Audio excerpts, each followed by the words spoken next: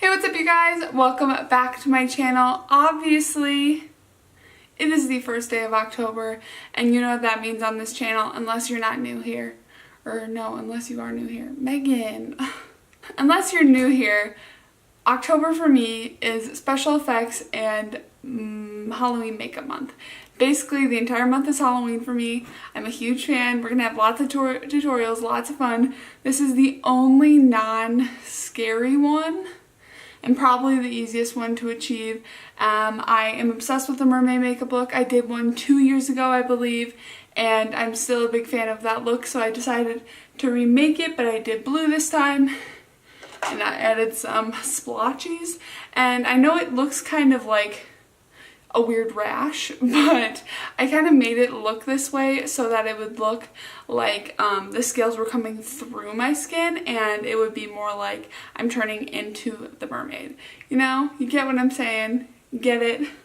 Also, I tried to make my hair look more wet as I just got out of the shower and stuff, but one thing I did use to make it look more wet was this Not Your Mother's All Eyes on Me keratin spray. Like, it just makes it look just a little bit more texturized and wet and just like all over the place, which is what I wanted for this look, because you know mermaid's hair is not perfect, swimming out around in the water all day. Sorry about my hands.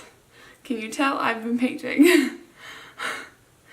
Alright you guys, sorry for rambling so much in this intro, but seriously, let's get right into this video. If you want to be notified every time I post a new October video, which is all about special effects makeup, make sure you hit that notification bell, subscribe, like, comment, do all the things, and let me know down in the comments below if you like the mermaid if you like the mermaid look too. Let's get into it. Alright you guys, to get a flawless base with this look, I used my Giorgio Armani Luminous Silk Foundation and my Beauty Blender Bounce Foundation together. It created a perfect, nice base for me to put the paint on, and then I went ahead and put my fishnet over my face afterwards. Once you've got your fishnet on, you can start to blend in the paint to your skin. I start off with a very, very light blue, and then gradually move it around my face, moving it into the contours of my face, everywhere where I thought their scales need to be. You can change this according to your face shape, and then I slowly but surely added darker blues, more brighter blues, and then even purples towards the end.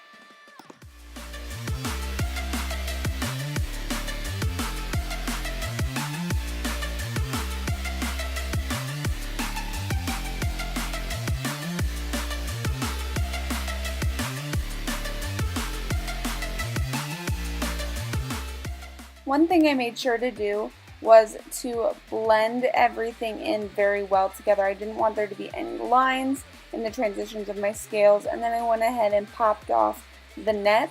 You have to be really careful when you're doing this not to smear any of the scale lines.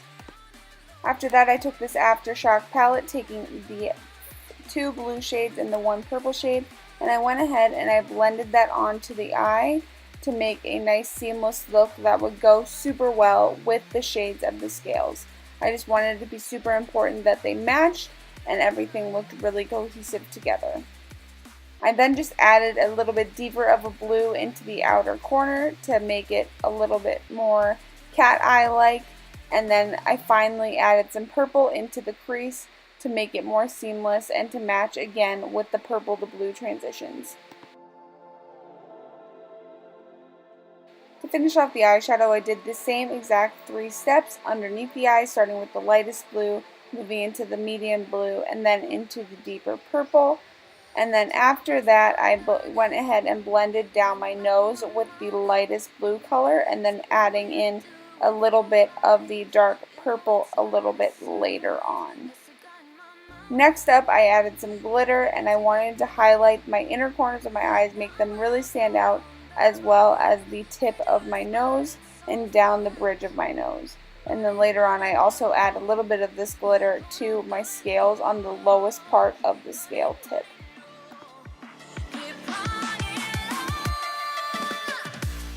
I also really want to make sure my upper lip stood out, so I added some of this glitter to my lip, dragging it down slightly on the sides and making sure to hit the cupid's bow really hard. Then next I added some of the foam ink wispies from Ardell, and don't let this clip fool you. This took me literally a half an hour. It took so long to get on. And now for literally the best part of the entire thing, I added so much glitter. I'm starting off with a clear glitter with a little bit of a pink shift to it, and adding that all over the scales really delicately with a small brush. I move into a slightly bigger brush a little bit later, and then I also add in some blue glitter and also bring it down into my inner corners, down the sides of my nose, making sure I'm getting all those dimensions of the mermaid captured as best as I can.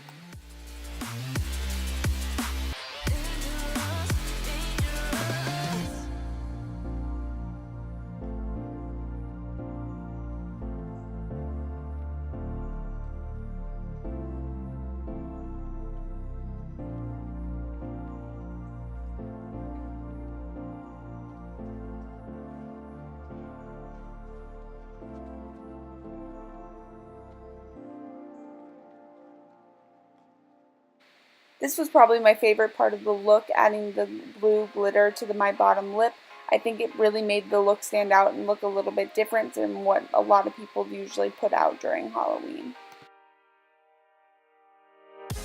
Next I went ahead and took the blue eyeshadow that I filled in my eyes with and used that to fill in my hairline.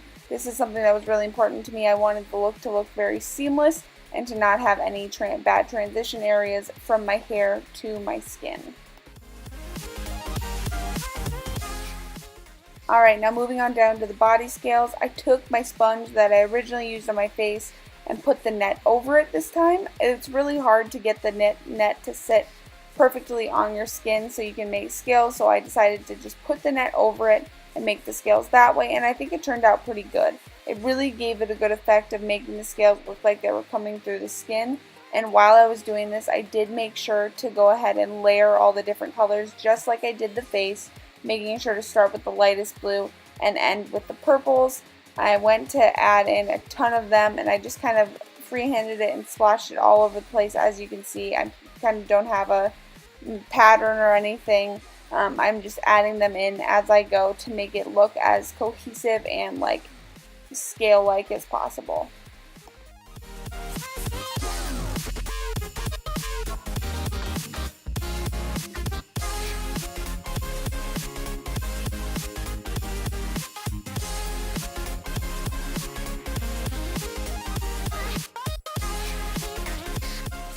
Alright, as one of the final steps, I decided to just shake glitter all over myself. I wanted it to be as sparkly as possible. Now, you might not want to do this if you have some professional event to go to the next day, but if you really like glitter and you want it to be on yourself for a long time, I suggest doing the same thing that I did because it was there for a very large amount of time. So, and then just to end the look, I took that same still of glitter and kind of outlined my collarbones, making them stand out a little bit better than they were. Alright, you guys, thank you so much for watching this video. Keep your eyes out for more looks coming your way. On the 5th, I have a very special one coming that I'm very excited about. So make sure to watch out for that one. And I will see you guys in the next video. Bye, guys.